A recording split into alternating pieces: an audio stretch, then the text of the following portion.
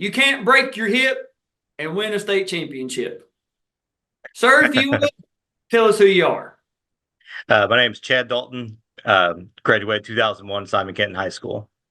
And of course, you're the 2,000 140-pound state champion. And we kind of alluded a little bit to the amazing story that you have. But before we talk broken hips and all this kind of stuff, tell us, how do you find wrestling? Because we have a lot of Simon Kenton guys on the channel now. I believe you're video number 14 of the Simon Kenton 27 state champion. So how do you specifically find the sport of wrestling? Well, mine was interesting. So I grew to love the sport of wrestling, but wrestling was supposed to be secondary to baseball. It ended up taking over the place of baseball. But I weighed 65 pounds in sixth grade, so I was a scrawny little guy, and I needed something to help me get in better shape and bulk up for baseball. What I thought the main reason for it. So I started in sixth grade, and of course, at that point in time, the Simon Kenton wrestling team, we didn't have any middle school program back then. So our JV team consisted of myself and a guy named Jay Hayes, and that was about it. We were both middle school and wrestling up high school. So weighed about 65 pounds, wrestling 103 for the Simon Kenton JV team, get my butt kicked. That's how I started. I got you. So, I guess you went all the way through the Simon Kenton feeder program in middle school into high school? Yeah, so like I said, there wasn't a middle school program at the time, but I was wrestling with the high school team. Okay, Yeah, so that was back when like the Lee brothers and all them were there. So I was wrestling with those guys, and then during the summer times after I ended up meeting the Coopers, they got me connected with Joe Neely and his program. So I started doing the AAU program during the summer times. But yeah, so basically that and in the high school program, that's what I was in. I got you. And of course, I think I think not just Simon Kenton, but I think just about every Northern Kentucky, maybe not so much. I don't think Cole Thomas mentioned Joe, and I don't think Braden Blevins did. I could be mistaken, but I think just about everybody from like the mid 20 teens down to even into the 80s, like Todd Cole, Troy Cole, Matt Shotwell, those guys, I believe they all mentioned competing or traveling with Joe Neely. So man, Joe's had his hand in a lot of the creation of a lot of state champions. He had a great thing going up there. He does. I mean, he definitely taught us. I mean, not just about wrestling, but about life. I mean, he was great for all of us growing up. Yeah, and we've talked to Joe. We're going to be doing an officials review video with him. Campbell County and Jacob Holbrook was nice enough to invite me up to the Campbell County alumni cookout there at his house, and Joe was there, and I met Joe. We done some review videos there in person, and I was like, Joe, man, we gotta get it going. People need to hear your story. He's like, yeah, we'll get it. You know how it is. I don't want to say was a practice dummy, but coming in as a middle schooler wrestling with the high schoolers, it's kind of a given, kind of a rite of passage that you're going to be, tossed around a little bit, make you tough, kid. You know what I'm saying? But that experience, if you're not just absolutely getting, just manhandled every day, if people are letting you work, heavier wrestlers are letting you work, more experienced guys are letting you work and letting them drill a little bit, it's only going to help you. And that's what a lot of, we know a lot of youth teams watch our videos. We know we've been told that coaches are telling us that they set middle school teams down, youth teams, have family time watching the series. So if you're watching this and you're fresh into wrestling, no matter if you're 5 years old or you're starting as a junior or senior in high school, you're going to take some lumps.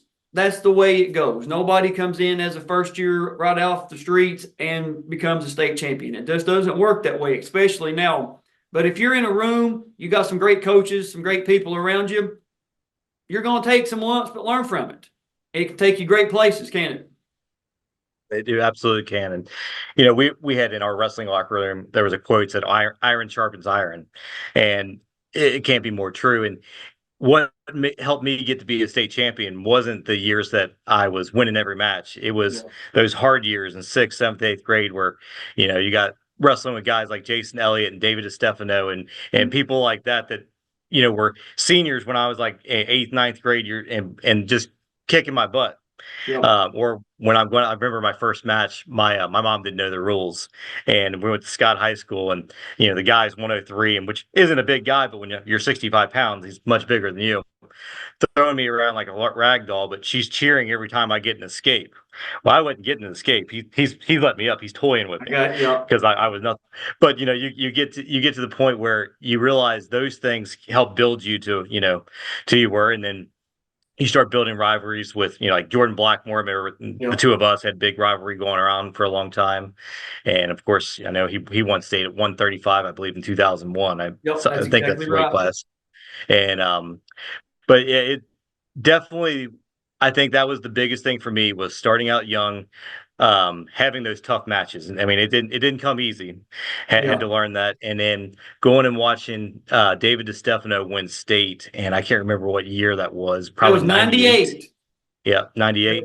I remember wanting that so bad, and he was so good for me too, because we would talk all the time, and he told me like, this is the work you got to put in to make that happen. So, so yeah, that's probably the biggest key for me was that and the determination of wanting it so bad. I completely understand. And to that topic, we're going to piggyback off that. Of course, we say in every video that we do, we like to give the team's history. That way, if Chad's video brought you to the channel and you're familiar with Simon Kenton Wrestling or whatever the case is, we like to give the team's history. So Simon Kenton won the team state championship 1987. And as it stands of this filming, we're filming this on January 22nd, 2024. Simon Kenton has 27 individual state champions. Of course, you account for one of those 27. And two most outstanding wrestlers, 1988, Dave Barnes, and 2017 with Casey Cornett. Both of those most outstanding performances are on the channel. Phenomenal. And like we said earlier, you make video number 14. And real quick, let's go over who we filmed in case you're new to the series and you're a Simon Kenton alum or some of these guys. We have Jeff Everman, 1987, 1988, Dave Barnes, 1992, Paul Kaiser, Brad Cooper, all three of his years, 01, 02, and 03, Craig Cooper, 02, Kyle Cooper, 04, Austin Cooper, 06, Casey Cornett, 2016 and 2017, Braden Blevins, 2023, and Neil Cooper, 2005. And of course, like I said, your video number 14. Now, you brought up David. There are some Simon Kenton guys. We have all but one video of, I'm sorry, make that two videos. Chuck Reimer, 1980. You guys, I'm calling you out. You got to get with me. 1987, Chuck Reimer. 1990 and 1991, Tommy Storms. 1993, Matt Lee. 1994, Mike Lee. 94, Steve Kaiser. 98, David DeStefano. 2021, Dakota Brooksbank. And Kevin Cooper, 11, 12, and 13. Guys, you got to get with me. We can complete the Simon Kenton challenge coin if you guys can reach out to me and get everybody on the channel. So let's talk, though, about your state tournament run, your state tournament campaigns. You were telling me some great stories off camera, and I can't wait for you to share them on here. 1998, you make it to the state tournament, but the injury bug bites you, unfortunately, yeah. I believe. So kind of give us, the spiel on that. Yeah, I can't remember if it was my first match. I think I won my first match, and it was my second match, but I mean, I'll have to go back and check. But I was losing the match already, which makes it a little easier to know that you go about by injury. But at this point, I was always very prideful of not getting pinned. I had never been pinned, through all this time. And they always say I was like Gumby with my my bridge there. But yep. So I didn't want to go down with a forfeit and it looked like a pin. But he lands me on the ground. I can't remember who it was I wrestled. My left shoulder hits, right shoulder comes through, and I separated my ribs from my sternum. And finished the match holding my chest there, but obviously that kicked me out of the tournament. So that was my first stint in the state tournament. Yeah, and man, I mean, I don't want to say that is how it goes, but wrestling, name another sport that has blood time injury time and recovery time. Tell me another sport that has Right. that. It doesn't. And that's, unfortunately, that is part of the game. Of course, injuries can happen to anybody, anywhere, just about. But, when you've got two teenaged boys wrestling in that type of situation, sometimes, or not just boys back then, but now girls are able to wrestle now. We're going to have our first state tournament coming up as of this filming in a few weeks. So we're excited for the girls to have their opportunity to have their recognized state tournament. But injuries happen. I hate to say it that way, but that's just the way it goes sometimes. Now, 1999, you're a sophomore, 140 pounds, same thing. You make it to the state tournament, and I believe you have a little bit better of a run, but unfortunately, you make it to a placement match, I believe, but they don't place out that far. Tell us that story. Yeah, I think that's back when they didn't place and have the seventh, eighth to like they do now.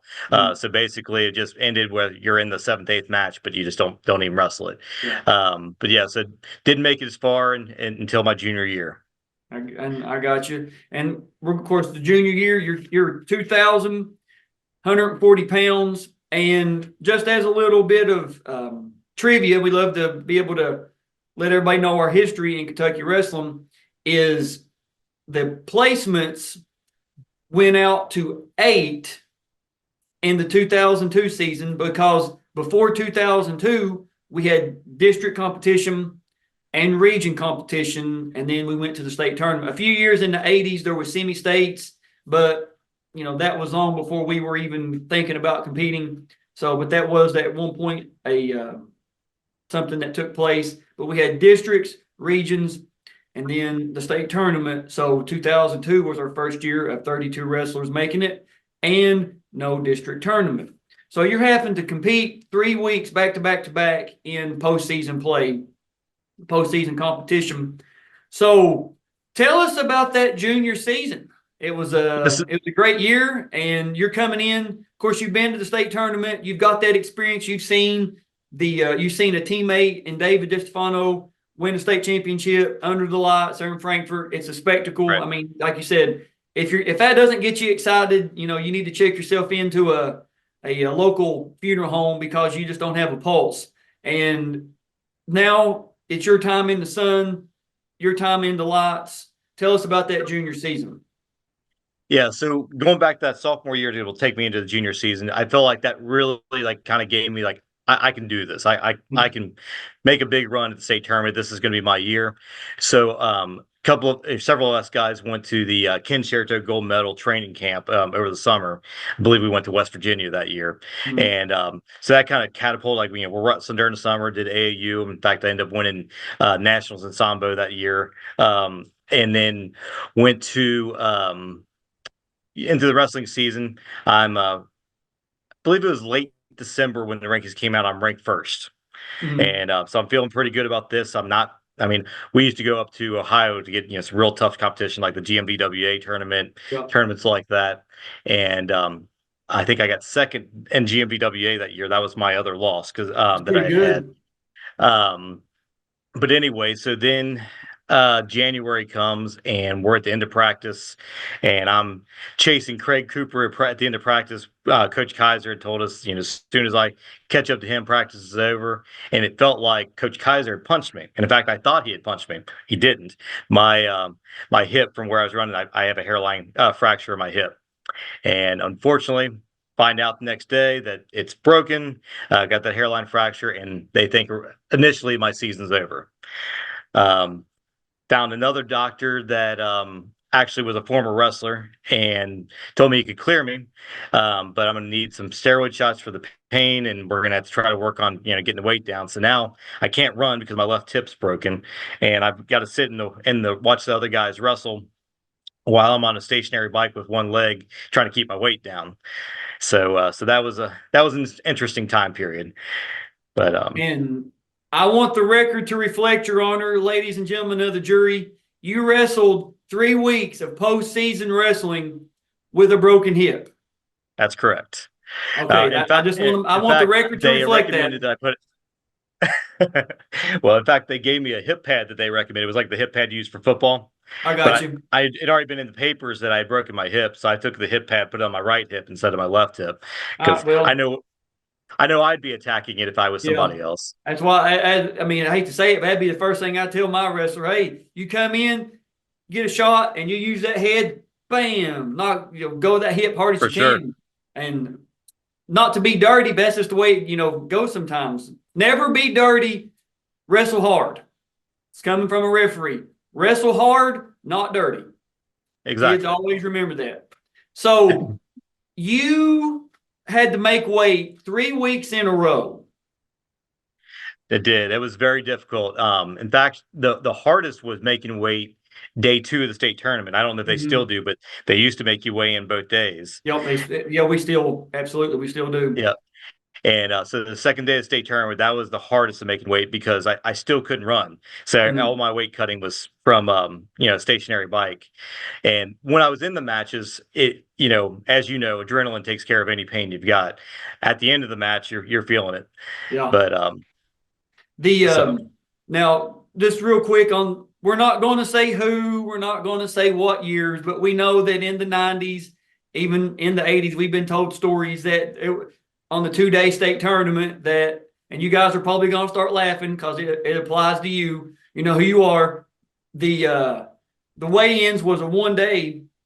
After that first day weigh-in, you didn't weigh in second day. So you could be wrestling 140 pounds and come in like a UFC boxer, come in, 180 the next day. I mean, you didn't get checked. So that we know that happened a bunch, or so we've been told. I wasn't there, but we have to go on what you guys have told us. We're not going to we're not going to incriminate anybody, but that's just sometimes the way it goes. And I think it does kind of make it harder on the competitors, the wrestlers to have to cut weight or keep a weight for 2 days.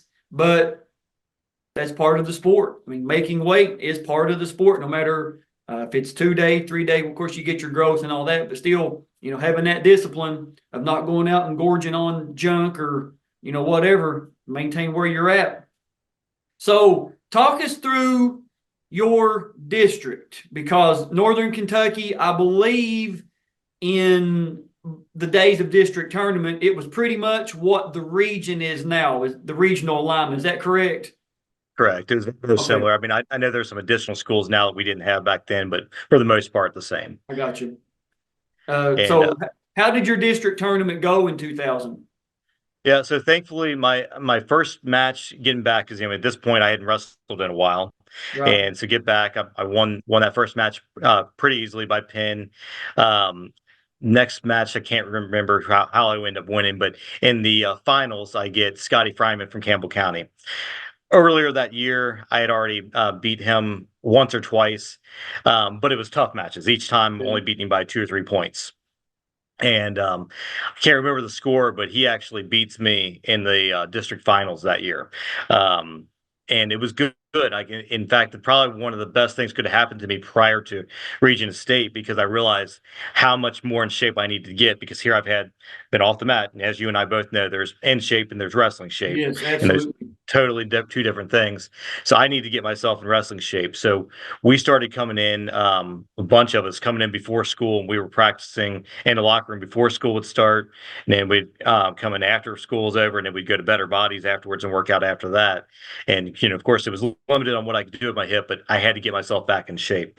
Mhm. So that got me through. So second in districts, and then regional tournament, came back in.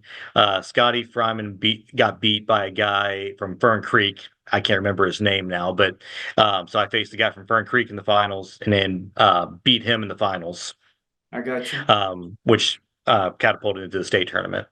Now, as you're talking, so the regions back then, I'm pulling up something here on the KHSAA website. I want to give the gentleman from Fern Creek his just due. The regions back then, the Northern Kentucky region and the part of the Louisville area was in the same region, correct? Correct.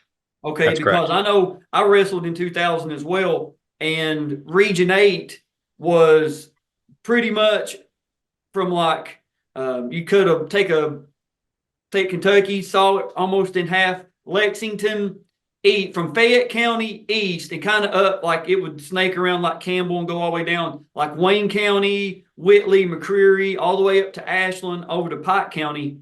That was one district. And then our region encompassed the Woodford counties. That's when Woodford, was rolling. That's when Woodford County was the show. And the Lexington area schools, a couple other area schools. But I mean, the making it to the state tournament in the 16-man bracket, man, you done something. You know what I'm saying? Right. You had done something. So, and I believe that gentleman from Fern Creek, his name was Sean McCarthy. So let's talk about your 2000 state tournament. You're coming in, I don't want to say ranked number one because you dropped that match to, but you're probably no lower than two or one. One we don't have in front of me, but that's just me guessing. I can't imagine, and especially with the news that the hip was broke, coming out. I'd say that probably factored into a little bit. But you start off your state tournament in 2000 against Chris Griffin, not a Family Guy fame, but from Louisville Seneca. You win that by a fall in 45 seconds. So was that the plan? Just get the pin quick as we can, get off the mat without any, because crazy things can happen in that first round. Right. Yeah. And for me, like with my hip the way it was, I didn't want to take any chances on things. And then, Pin was there because, prior to that season, I was doing more like what Brad does. Brad wasn't the pin guy, as he mentioned in his video. He was more take him down, tech him. And I would try to get my moves in, but at this point, I want to pin him and get it out. Yeah. And that's, we hear the coaches, the talking heads, the analysts talk about March Madness when it comes time for NCAA basketball. Survive in advance. Doesn't have to be pretty. Doesn't have to be the way you thought it was drew up. Just move on to the next round. And if you can get a 45-second pin in the first round, get done, rest your body. That way you're not putting any more strain on that hip than what has to be. The second round, which would be the quarters back then, you're wrestling Virgil Perryman from McCreary Central. You win that by a 8-4 decision. You remember anything about that? I'm sure the hip hurt a little bit, but was there a point you're like, oh God? Yeah, if I remember correctly with that match, I mean, I felt like I was in control of that whole match there. It was, the pin wasn't ever there for, to get the pin, but it was one of those things where I felt like I was in control of the match, but I wasn't going to take any chances. Normally I would be trying to push to get as many takedowns as I possibly could, but with hip the way it was, I felt like I was in control of that match and just kind of took a easy 8-4, victory. I understand. Now it's time for some redemption. You make it to the semis, you're wrestling Scotty Fryman from Campbell County. And of course, you guys probably, like you said, wrestled each other 100 times as kids or earlier as sophomores or freshmen, whatever the case is. Even saw him in the district finals, but this time it's your time. You win an 8-3 decision, and Scotty goes on to get 5th place. So, I don't want to say what about you would change, but what was the approach coming into this match as opposed to the district finals that turned it around for you?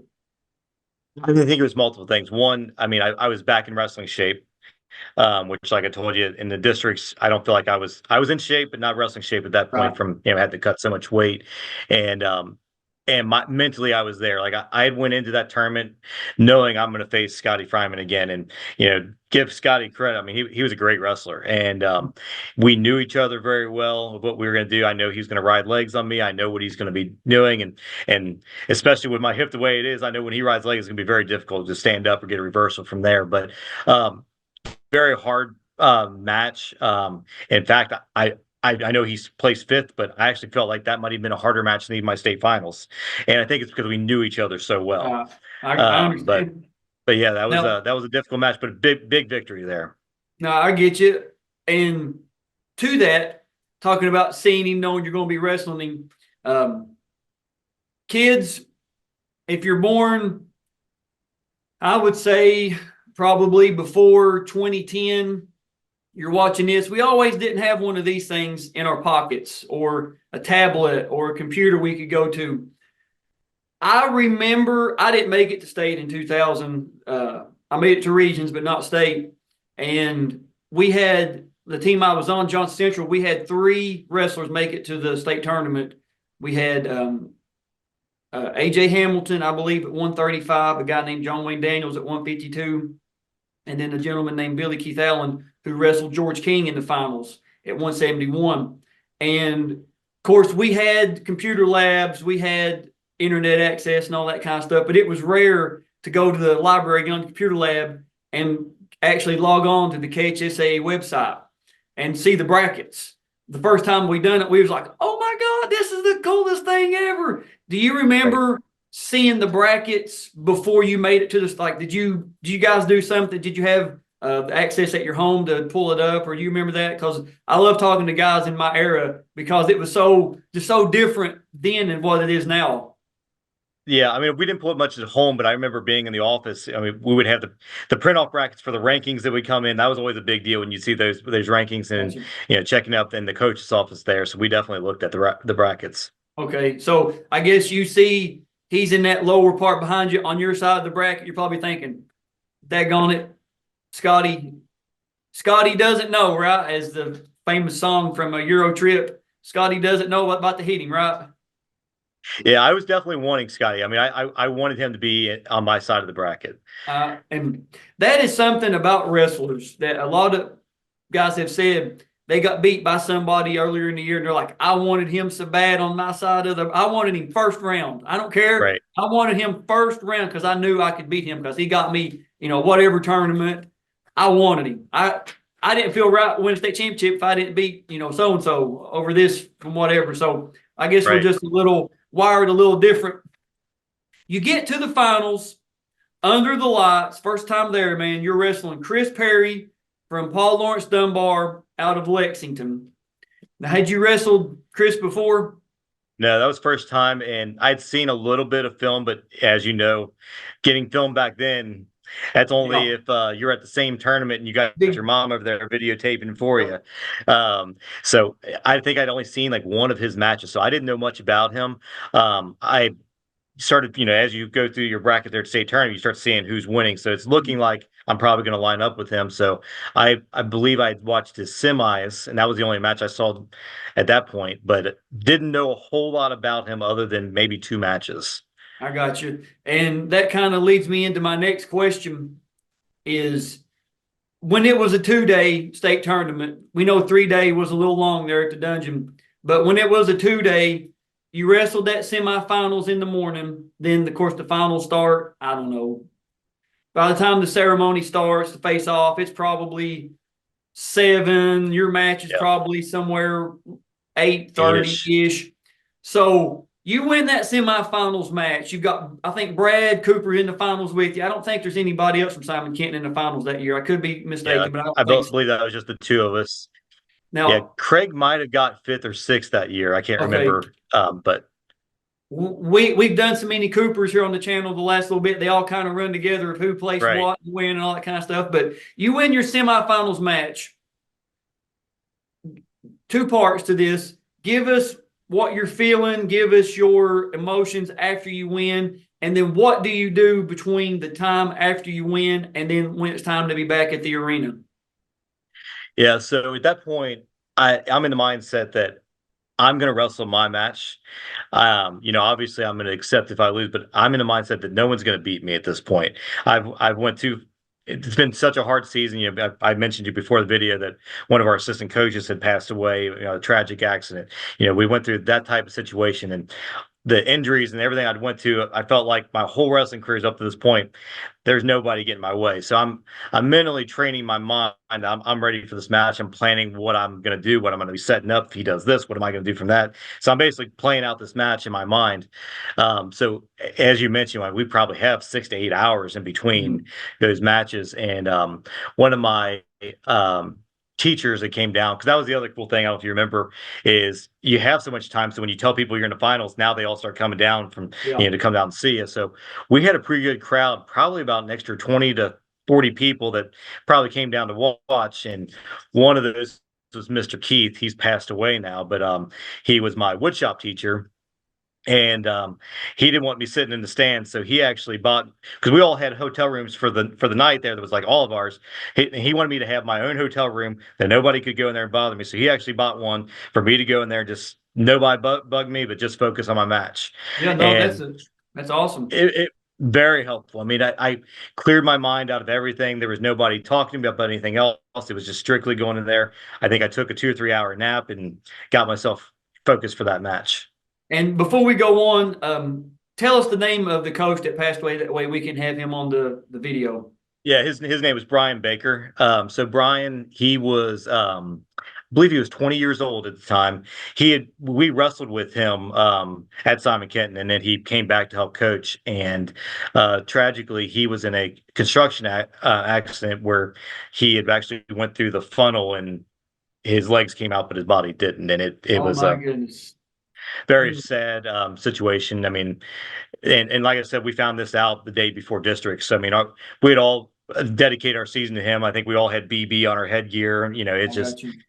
that was the closest person I think all of us had really had pass away that was that young. You didn't expect something like that. No, I get it. I get it. And before we move on, I do want to talk about the because 2000, man, great year of wrestling. Great watch on whenever I got the of course that was one of the years I wrestled. When I got the video from the archive, I watched every match and I'm like, man, this was so good. And we'll talk about it a little bit later in the video, but let's talk about the guys. I'll name them real quick of who we've got on the channel from 2000. Of course, we have Jason Davio's memorial video, rest in peace to Davio, 112-pound state champion from Covington, Scott. We have Isaac Knable's 130-pound video. All four of Isaac's state championships are on the video from St. Xavier.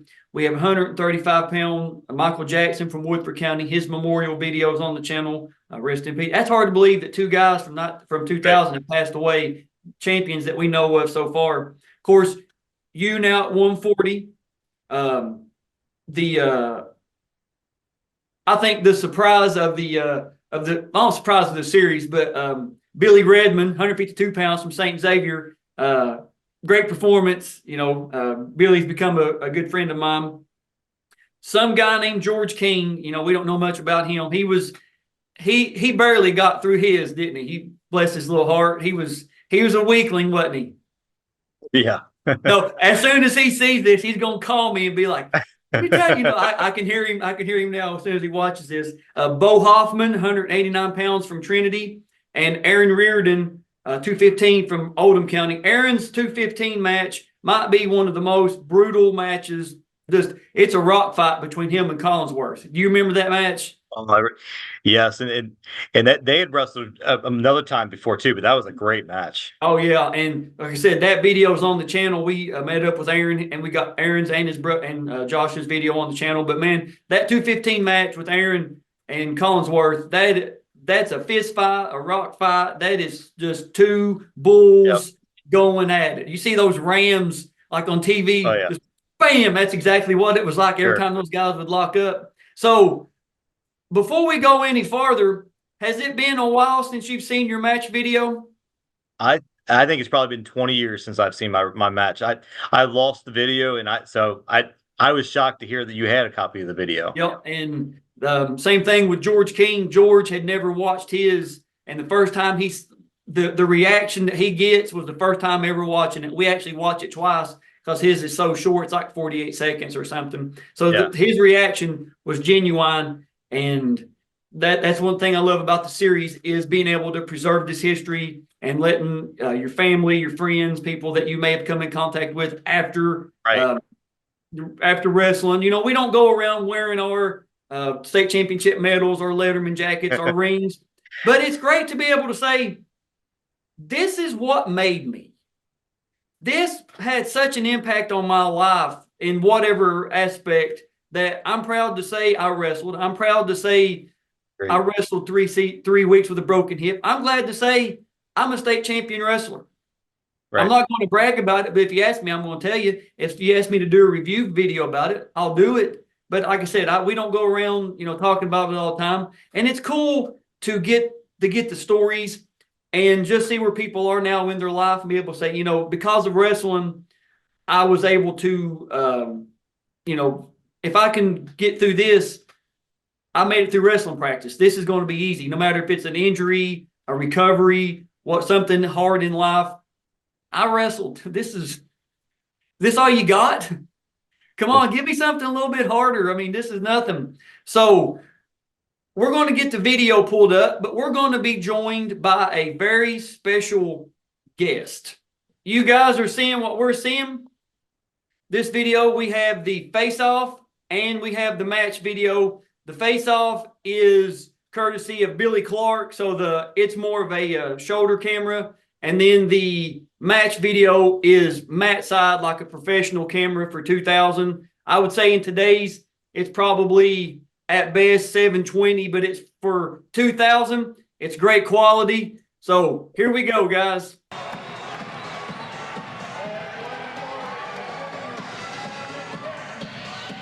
If you notice, I think that's Jordan Blackmore right there in front of the video. I think whenever you said that, I thought it was. Yeah, I think that's him and his brother Brett. There you come. Got the headphones on. I couldn't hear a single person in that crowd right there. I was in the zone. I believe it. And here the match picks up about a second into it. Of course, you're in the blue singlet. Now, from neutral, what was your go-to takedown? What are we looking to do here? Oh, double leg for sure. But I actually sometimes, because I had long arms, kind of like them to shoot on me, and I'd sprawl and put them in a front headlock as well. But as you can see there, I've already got my nose busted, so I'm trying to hide. I was going to ask you about that. Looks like you checked yourself for blood. So right out of the gate, man, you're already coming in like a wounded dog, man. You know what I mean? Yeah, you'll start seeing some blood come down my face. They'll stop me, but I knew I only get 2 minutes of blood time, so I didn't want to show it if I didn't have to. That's what I get it. Wipe it on that red singlet he's got. What you get for busting my nose. Now, you've got a front headlock. This is here like your second time just already in the match with the front headlock. Was that something that you thought you could hit on him, or just something that you were good at? Yeah, front headlock, always felt good with it. Normally could spin it around. He was stronger than I thought. Looking at this now, I don't know why I'm not tucking my head and going around. But anyway, front headlocks and cradles and double legs. I felt like those were always my go-to. I got you. And right there, they Looks stop. Like I'm about ready to get some blood time here. Yeah. Got a little bit of blood time. Of course, we cut it out, and we're back at it. And if you were never at the dungeon, the best atmosphere ever. The lights were just on the mat. It was amazing. It was awesome. You knew it was an event. You knew it was a state championship on the line. So there you go. You get 2. Yep. Get your takedown. Got a half in.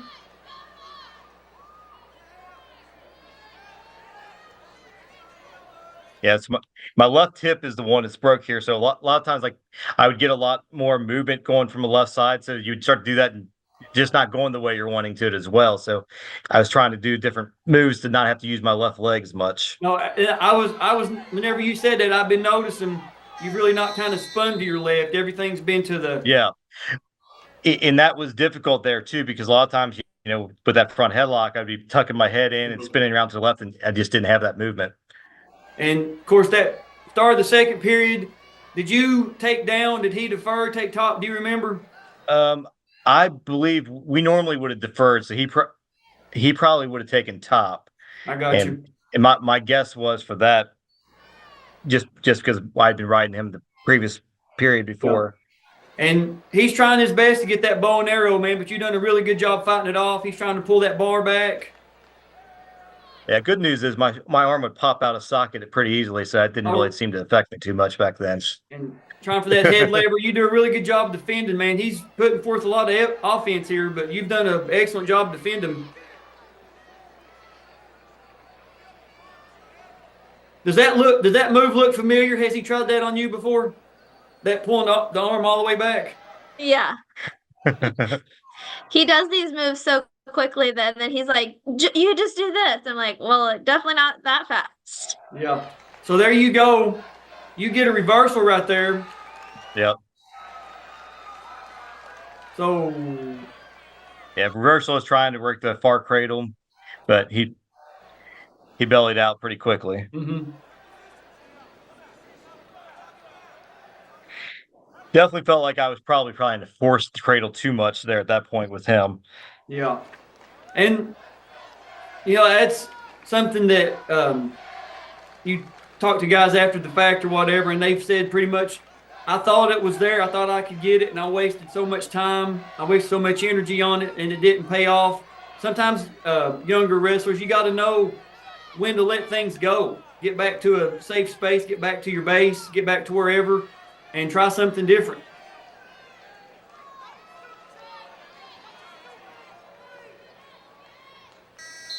All right, so that's the end. This has been a quick moving match. Yep.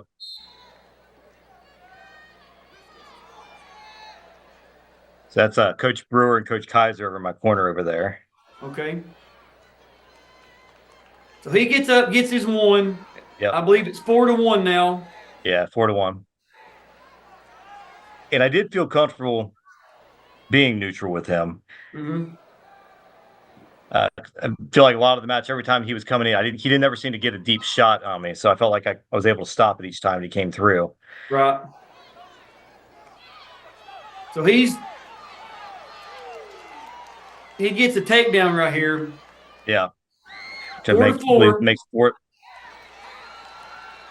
And you get a reversal right as soon as he gets his takedown.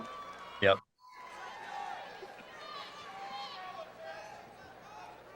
Was knowing, your injury, was it you're in the third period, you're up 2 points, was the mindset, let's just cut him? Or did you just say, like you're doing now, I'm riding him out? Did the thought cross your head just to cut him and just take your chances on your feet? Or it was, and that's what you'll see at the end of the match here. So as I'm getting through this, I'm not able to get some of the moves that I'm wanting. I'm trying to hit near cradle, try to hit far cradle, hit the half. I'm not getting it. I definitely don't want to get a stalling point put on me, and then him be able to come back out and get a reversal and be able to take the lead. Yeah. So it's already going through my mind. Like if I don't get something soon, pinning combination, I'm going to cut him. I got you. Because I didn't feel like at that point he's going to be able to get another takedown on me. Mm-hmm. I think at this point I'm up. Am I up 3 points? Is that correct? I believe I've got you at I think it's 6-4 because it was 4-4. Okay. Then you got the reversal.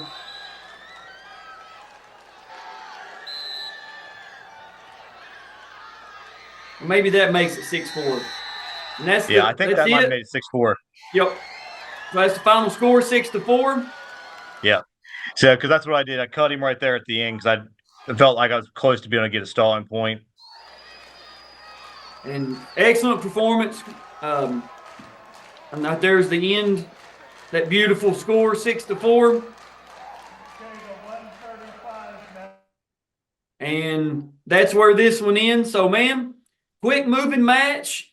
But watching it back, of course, besides you winning, does it play out the way you remember it?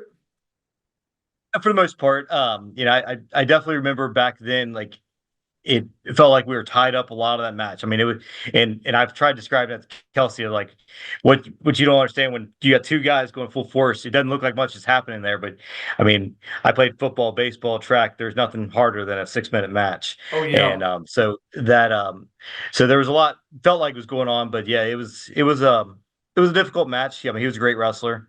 I wish I could have got some of my pinning combinations cradle on him, but I mean, it wasn't there. So It came down to takedowns and those fundamentals.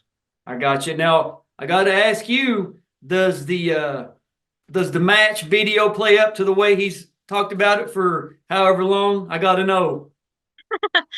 It's definitely cool to see him actually wrestling a whole match because I have only seen like little clips in the video that we just watched this last week, and so it's cool to see him wrestling the whole thing. So yeah, it's definitely, I don't know as much about wrestling, so I'm watching it and I don't know any of the points or anything, but I get it's it. really fun to watch. And that's one of the beauties of the series is after we leave high school, we go on about our lives. We meet people, have families, have kids, and you may have, been a state champion wrestler or whatever the case is, but having this now forever. Your kids can watch it. May show it at your wedding. Reception. Right. Hey, watch me wrestle right here. Let's watch let's watch my state Yeah, hey, championship match. we've been looking for some wedding entertainment. This would be great. Well, Hey, and to be honest with you, so when you'd reached out, Brad had told me that you're going to be reaching out, and I'd already at that point had seen Craig's video, so I knew you were doing a great job with it. But my son Kobe and my daughter Ella, obviously mean more than any sport that ever could be, and if they can learn some things from this or learn the discipline it took in a sport, I want to do anything. So I just recently took them to watch my niece wrestle. She wrestles for Simon Kenton now, and they saw my picture in the trophy case there, my name up on the wall, and my son just thought that was the coolest thing in the world. So yeah. so my point to him is that's great, but it takes hard work, dedication, and you got to really put everything into it. So I'm wanting him to be able to learn from that's cool. You can get these cool videos where they're talking about that, but it takes a lot of hard work and years of getting your butt kicked in middle school to get to that point. Absolutely. And one of the first videos we done was with George King, and in the video he says, maybe not now, but at one time Dad could do it, and now you have the proof. Dad could do it, even with a broke hip. Dad could do it.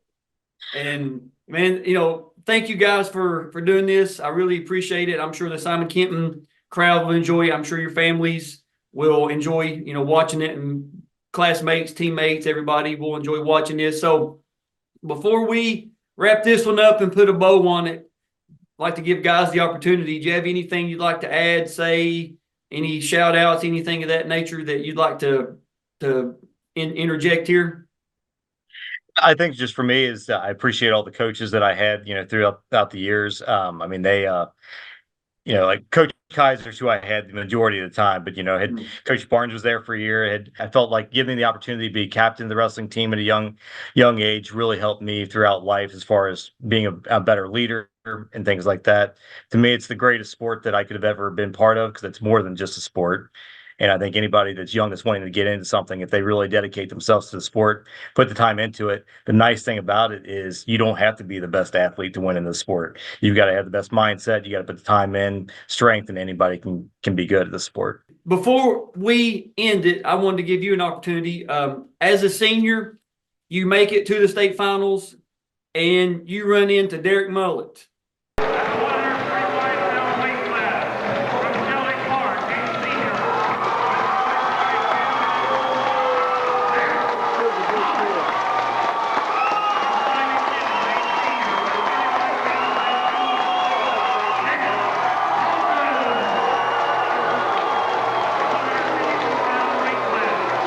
145 pounds, 2001. That, unfortunately, Derek's memorial video, Derek passed away in 2023. Just a terrible situation of Derek's passing, but his memorial video was on there. We met with Josh Muncie, who was a teammate of Derek's and current head coach at Martin County. 145 pounds. Let's go over that bracket just real quick. In the first round, you beat Daryl McNeese from Louisville Doss by a tech fall.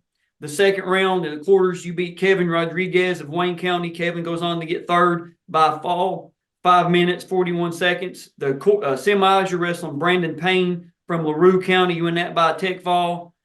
Brandon goes on to get fourth. And then in the finals, 9-3 decision is what Derek wins. But the thing about you guys that year, both of you were seniors. Both of you either pinned or tech falled your way to the finals, which rarely happens. So it was the two best going at it. And here's why I bring that up is you can start seeing a change in Kentucky wrestling about 1997. Your Ian Horns, your Joe Carrs, your Chris Dunns at Woodford County. There was a few other guys, but we have the entire video. You can see those guys start to scramble. They're not just trying to move, and then if they don't get it, go back, try something else. They start chaining moves together. Then you start seeing it more prevalent, 98, 99, 2000, you really start to see it. But your match with Derek in 2001, I time-stamped it as the first true scrambling state finals match that we have on video. You guys put on a show. Go back and watch Derek's video. Yeah. It's on there. You'll see what I'm talking about. But it is the first time on video that we have both wrestlers actually scrambling in its infancy. So I want to give kudos to you and Derek for that. Just a great predecessor of what's to come now. You know, if you can't scramble, you can't wrestle. That's just the way it is now. It's like shooting a three-pointer in basketball. If you're not shooting threes, you're not winning. Now, if you're not scrambling, you're probably not going to win. So you guys have a phenomenal finals match in 2001, and it's in Derek's video, but I'll tell you that way. You were his motivation. Sheldon Clark had a pull-up bar. Like the way that their gym was, they practiced up on like a landing, like where they pushed the bleachers in. They put the mats down. And I'm not sure what newspaper it was, Cincinnati Enquirer, one of the big newspapers up there. They had, I guess, an article about you, and it was like Dalton set to repeat or something to that effect. Dalton looking for a two-timer or something. And Coach Jim Matney, I guess, got a copy of it, cut it out, and like blew it up on their school's printer and put a big copy of it right there at their pull-up bar. And like every day after practice, they'd have to do like 20. And Matney would make Derek do so many that he had to fall, and it was right there in front of his face. Every day it was you. Dalton looks to repeat, and he had to see that every day. Just So you were his motivation, man. Yeah. And that, well, I think. Go ahead. I'm sorry. He wrestled a great match. That's one thing I can never. Obviously, that's something I wouldn't say had never gotten over. I've gotten over it, but it's something I'll never forget. Yeah. My last match in high school was loss, and can't ever change that. Yeah.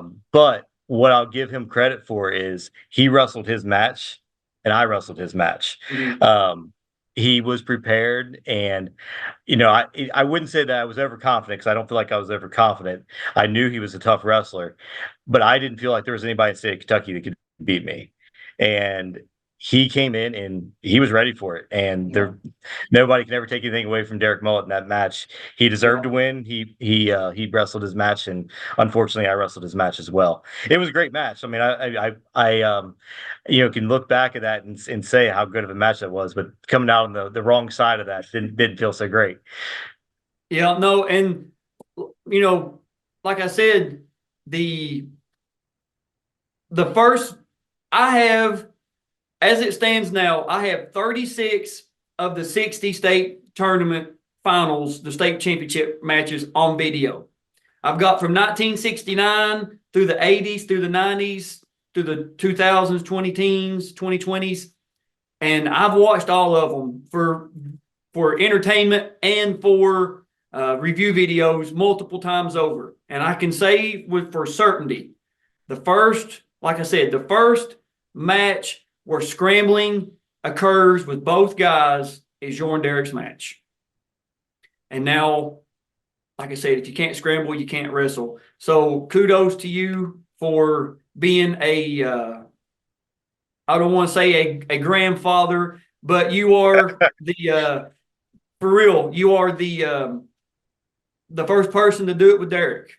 And so kudos on that. I really, it's good to get you on here. That way people can say you're the Kentucky Godfather. You and Derek are the godfathers of scrambling, Kentucky wrestling. So, guys, thank you all for doing this. I greatly appreciate it. It's going to be great to get this video on the channel and let the world hear the broken hip story. That's going to be great for the world to know that you can. What was it, Spencer Lee wrestled the NCAA finals with 2 torn ACLs and won it. I mean, come on. Wow. You know what I mean? You won it with a broken hip. So sometimes you got to tough through it, man. Sometimes you got to find out what you're made of on the wrestling mat and off the wrestling mat. But guys, thank you all for watching. Greatly appreciate it. And we'll see you on the mats. All right. Thanks a lot.